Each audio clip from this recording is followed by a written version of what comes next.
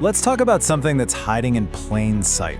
It's one of the biggest, most critical vulnerabilities in pretty much any company today, the IT help desk. You know, that friendly voice you call when you need a password reset? Well, for hackers, that friendly voice is the wide-open front door to your entire organization. And look, this isn't some new, sophisticated threat. It's been escalating for years. Back in 2016, you had teenagers pulling pranks, literally just calling the help desk to get into the accounts of the directors of the CIA and the FBI. But fast forward to today, and you have groups like Scattered Spider using the exact same playbook, a simple phone call, to cause absolutely catastrophic data breaches at some of the world's biggest companies. $100 million. Let that sink in. That's the financial hit MGM reported from just one of these breaches, and they are not alone. I mean, when you have companies like Clorox getting hit so badly that they start suing their own service providers, you know this has gone way beyond a simple IT problem. This is a full-blown financial disaster just waiting to happen. So why does this keep working? What is it that makes the help desk such a consistently perfect target? Well, the answer really boils down to a fundamental and frankly unfair mismatch. This right here, this is a direct quote from an analysis of a real attack, and it's breathtaking. The attacker called up, said they were an employee, and was just handed access. No verification, nothing. It just shows this terrifying gap between the security policy we think we have and what's actually happening on the front lines. And here's the heart of the problem. We are setting up a completely unfair fight.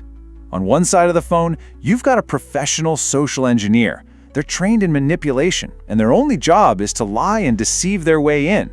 And on the other side, you've got a help desk agent who is trained to be helpful, whose performance is measured on how quickly they can solve problems. It was never a fair fight to begin with. And that means we have to completely change how we think about the help desk. It's not just a support line. It is a primary security checkpoint. It is the front door to your entire corporate castle, and it holds the keys to everything valuable inside. Okay, so we've established the problem is huge. How in the world do we actually start to lock that door?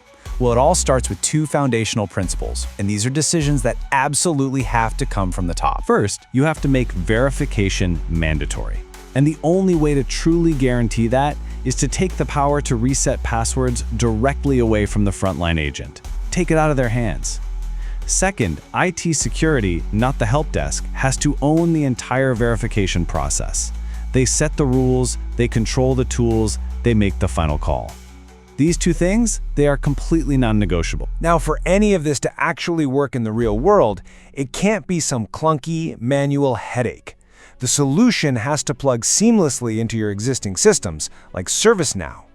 Every single verification step needs to be logged automatically, creating an unbreakable audit trail for compliance. No exceptions, no workarounds. So if the frontline agents can't just ask a few security questions anymore, what does a real verification toolkit look like?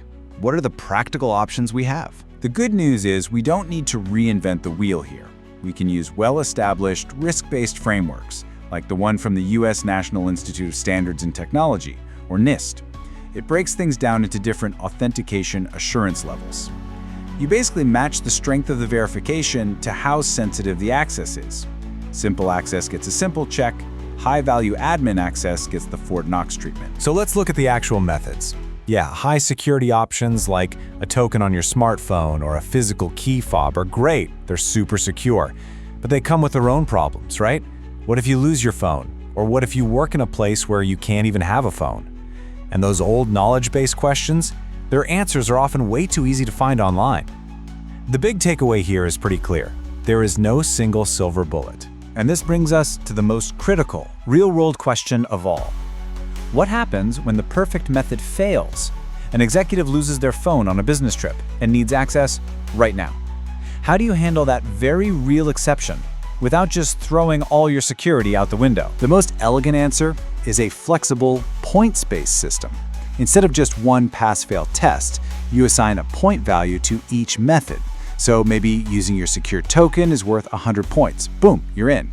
But if you lost it, well, maybe you could answer two really tough 50-point security questions to get to that same 100-point threshold.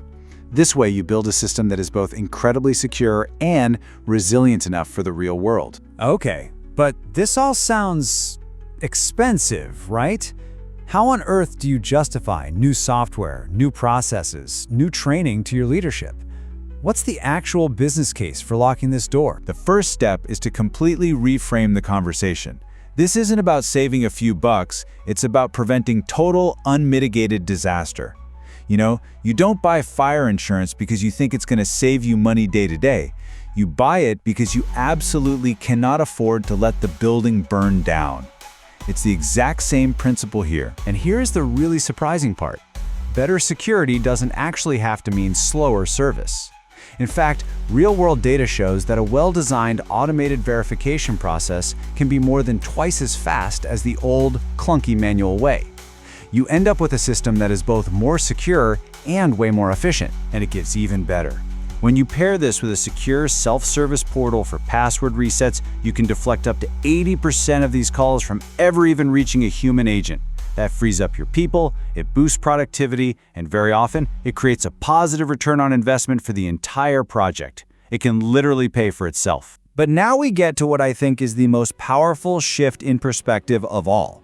What if every single blocked attack wasn't just a defensive win, but a critical piece of intelligence? This means you stop looking at a failed verification as a nuisance or a blocked call. You start seeing it for what it really is, a successful detection. It's a blinking red light on your dashboard, a precious early warning telling you that your organization is being actively targeted by a real threat right now. And that warning signal isn't just a log entry. It becomes immediately actionable. You can instantly and automatically alert the real user and their manager. You can feed that event directly into your security systems for deeper analysis. And you can start using that data to spot larger patterns of attack against your company. Your help desk literally transforms from your biggest vulnerability into your first line of defense. So, after all of this, we're left with one final, sobering thought.